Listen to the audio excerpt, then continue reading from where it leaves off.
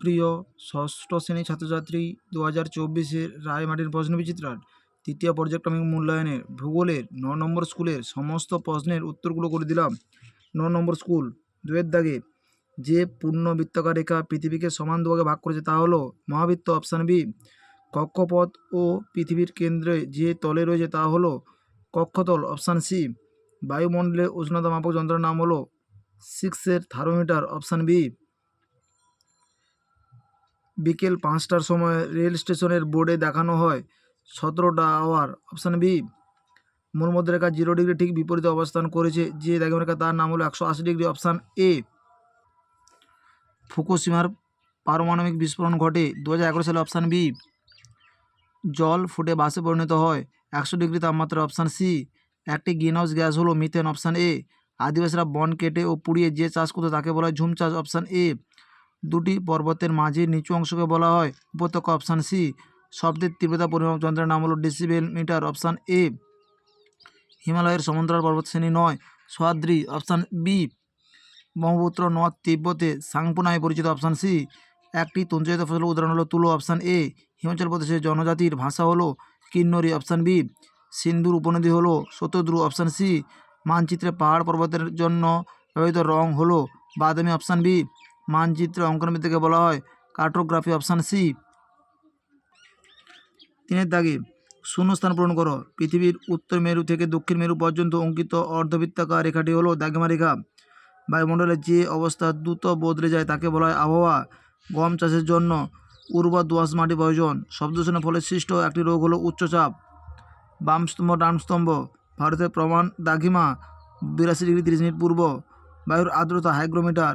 Ozone স্তরের অবক্ষয় chlorofluorocarbon. ভারতের উচ্চতম পর্বতশৃঙ্গের নাম হলো K2 বা গডউইন অস্টিন। পৃথিবীর প্রাচীনতম মানচিত্র কোথায় আবিষ্কৃত হয়েছে? ব্যাবিলনে। দাক্ষিণাত্যের মালভূমির উচ্চতম শৃঙ্গের নাম হলো আনাইমুদি। ভারতের পশ্চিম মরু অঞ্চলের একটি নদীর নাম হলো লুনি। জারো উপজাতি কোথায় বসবাস করে? আন্দামান নিকোবর দ্বীপপুঞ্জে। 4-এর দাগে নিরক্ষরেখা কোন কোন মদের উপর দিয়ে গেছে? রায়মার্টিন সরকার 74 নম্বর পৃষ্ঠা 16 দাগের প্রশ্নের উত্তরটি তোমরা দেখো। 74 নম্বর পৃষ্ঠা 16 দাগের প্রশ্নের উত্তরটি তোমরা দেখো। শব্দদূষণ নিয়ন্ত্রণের দুটি উপায় লেখো। রায়মার্টিন সরকার 216 নম্বর পৃষ্ঠায় 5 দাগের প্রশ্নের উত্তরটি তোমরা দেখো। 216 নম্বর পৃষ্ঠায় 5 দাগের প্রশ্নের উত্তরটি তোমরা দেখো।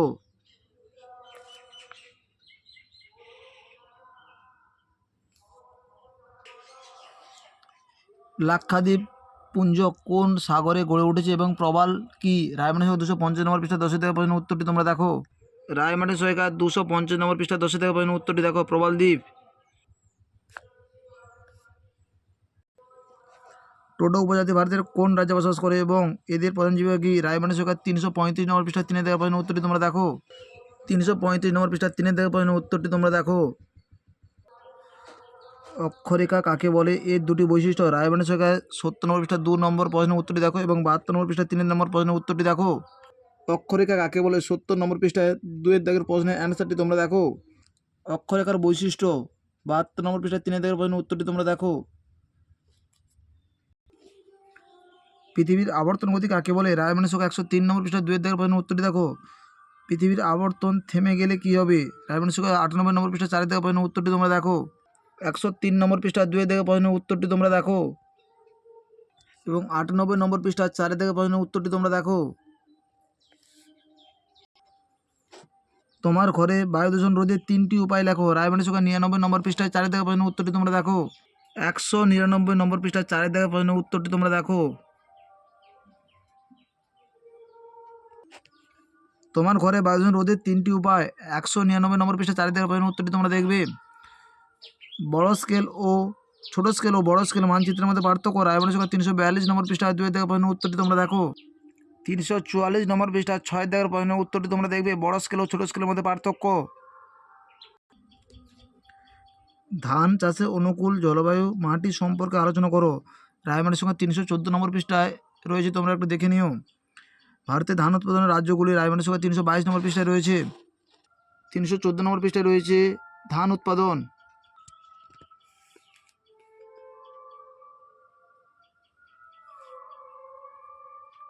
ভারতের ধান উৎপাদন করা রাজ্যগুলি হলো পশ্চিমবঙ্গ, অসম, বিহার, তামিলনাড়ু। হিমালয় পার্বত্য অঞ্চলে জনবসতি কম গড়ে ওঠার কারণ রায়মানের সংখ্যা 235 নম্বর পৃষ্ঠা 2 থেকে প্রশ্নের উত্তরটি দেখো। 235 নম্বর পৃষ্ঠা 2 থেকে প্রশ্নের উত্তরটি তোমরা দেখো। বঙ্গোপসাগরে মিশেছে এমন দুটি নদীর নাম হলো ব্রহ্মপুত্র ও কাবেরী। আমাদের চারপাশে বায়ুমণ্ডলে কত রকম ভাবে উত্তপ্ত হয় উদাহরণসহ ব্যাখ্যা করো। রায়মানের সংখ্যা 167 নম্বর পৃষ্ঠা 2 থেকে প্রশ্নের উত্তরটি তোমরা দেখো। 167 নম্বর পৃষ্ঠা 2 থেকে প্রশ্নের উত্তরটি তোমরা দেখো।